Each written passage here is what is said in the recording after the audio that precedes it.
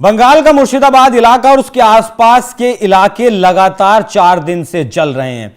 दंगाइयों के निशाने पर सबसे पहले पुलिस प्रशासन है, उसके बाद हिंदू हैं। हिंदुओं के घरों में तोड़फोड़, हिंदुओं की दुकानों में तोड़फोड़, जिसे लेकर अब हाई कोर्ट का एक बड़ा फैसला आया। दरअसल बंगाल में जो एलओपी हैं शुभेंदु अधिकारी, वो हाई कोर्ट पहुंचे थे कि जिस तरीके से बंगाल का मुर्शिदाबाद इलाका और उसके आसपास के जितने इलाके हैं वो हिंसाग्रस्त हैं, लोगों में डर का माहौल है, उस हिसाब से वहां केंद्रीय सुरक्षा बलों की तैनाती कर देनी चाहिए। इस बात पर हालांकि ममता सरकार ने आपत्ति भी जताई थी और ममता सरकार का कहना था कि हमारा पुलिस प्रशासन इस सिचुएशन को टैकल करने के लिए, हैंडल करने के लिए काफी है, पर्याप्त है, लेकिन वो कर नहीं पा रहा क्योंकि इन दंगाइयों का शिकार सबसे पहले पुलिस वाले हैं। पुलिस वालों की वैन पलट दी जाती है और लगभग दर्जन भर से ज्यादा पुलिस वालों को घायल कर दिया जाता है। पुलिस वालों को मस्जिद में छिपकर अपनी जान बचानी पड़ती है। यह मांग हालांकि केंद्र सरकार से भी शुभेंदु अधिकारी ने की थी, लेकिन केंद्र सरकार की तरफ से कोई पुख्ता जवाब नहीं दिया गया। इसके बाद शुभेंदु अधिकारी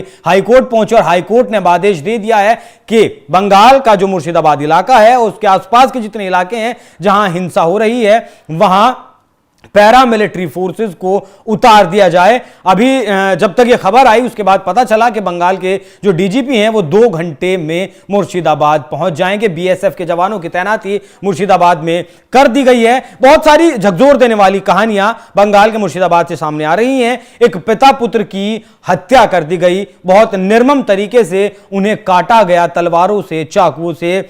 उनकी गलती क्या थी? ये दंगाई उनके घर में घुसे, तोड़फोड़ की और उन दंगाइयों को रोकने की उस पिता पुत्र ने कोशिश की और बदकिस्मती से वो हिंदू थे। हिंदुओं के घरों को जानबूझकर टारगेट किया जा रहा। एक महिला का भी बयान सामने आया जिसमें उसकी बेटी और वो महिला घर में अकेले थे, दंगाई घर में घुसे, तोड़फोड़ की, कीमती सामान चोरी कर ले गए और वो डर के मारे अपनी जान की भीख उन दंगाइयों से मांगते रहे।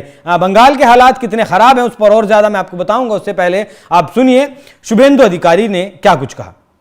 वहां 86 हिंदू शॉप और हिंदू हाउस, उसको तोड़फोड़ करना, लूट करना, एक काम उपद्रवियों ने किया था।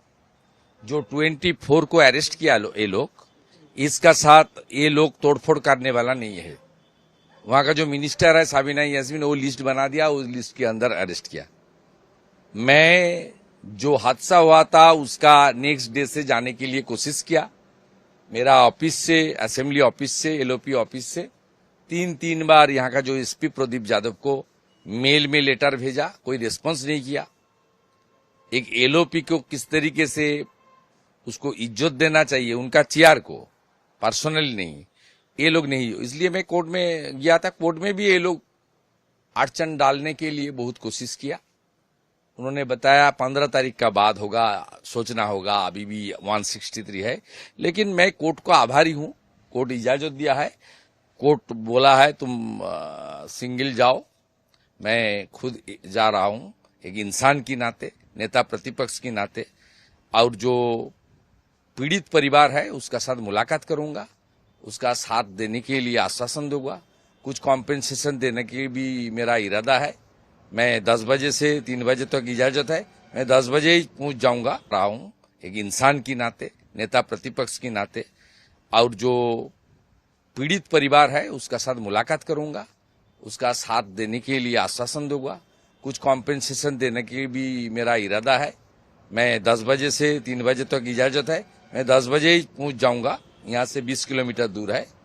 जितना टाइम लगेगा उसका बाद मैं कोलकाता वापस। तो शुभेंदु अधिकारी ने कोर्ट का जो है वो आभार व्यक्त किया है। अब नाम तो है कि वक्फ कानून को लागू नहीं होने देना। हालांकि ममता बनर्जी ने यह कहा है, साफ शब्दों में यह कहा है कि बंगाल में वक्फ संशोधन कानून बिल लागू ही नहीं होगा, फिर ऐसी हिंसा क्यों। मतलब एक तरीके से अगर कहें तो इन दंगाइयों के बलवाइयों के सामने ममता बनर्जी पूरी तरीके से बैकफुट पर हैं और इन पर घेराबंदी कैसे इनकी की जाए, इन दंगाइयों को रोका कैसे जाए, सड़क पर ये ना उतरे, उसके लिए ममता बनर्जी के पास कोई प्लान नहीं है। और बंगाल में यह पहली घटना नहीं है, आखिरी घटना भी नहीं है। और जिस तरीके से बंगाल सुलग रहा है वो किसी और तरफ इशारा करता है। हालांकि कुछ लोगों का यह भी कहना है कि वक्फ का तो सिर्फ नाम है, असल में सुप्रीम कोर्ट का जो शिक्षक भर्ती घोटाले में आदेश आया था उससे ध्यान भटकाना है। जिस तरीके से वो शिक्षक लगातार सड़कों पर उतरकर प्रदर्शन कर रहे हैं। ममता दीदी चाहती हैं कि वो मुद्दा ज्यादा हाईलाइट देश में ना हो, देश में उस घोटाले का ज्यादा किसी को पता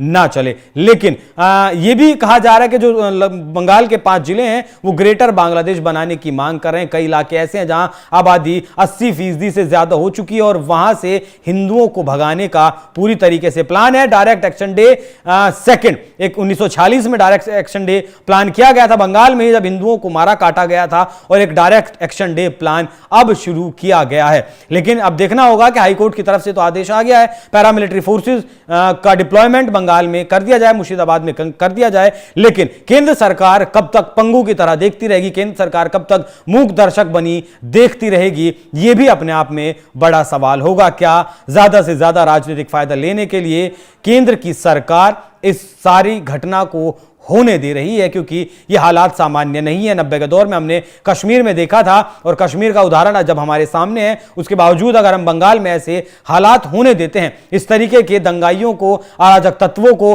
पनपने देते हैं, तो फिर दूसरा यहां कश्मीर बंगाल बने, उसमें कोई बहुत ज्यादा हैरानी की बात नहीं होनी चाहिए। बाकी इस पूरी घटना पर क्या कुछ आपकी राय कमेंट कर में जरूर बताइएगा। नमस्कार।